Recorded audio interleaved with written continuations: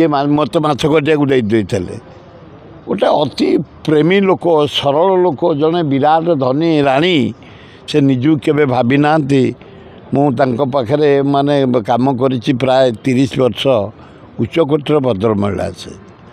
आज आम हरइचे आत्मार सद्गति हो परिवार जो मैंने अच्छा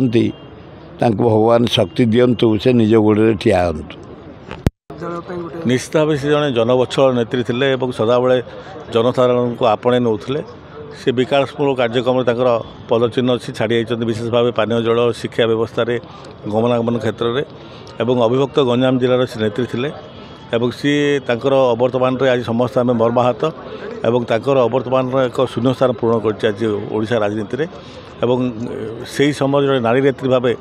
से जो भाव आगू को आसते शिक्षित नारी नेत्री हिसाब से आगू को आसते आज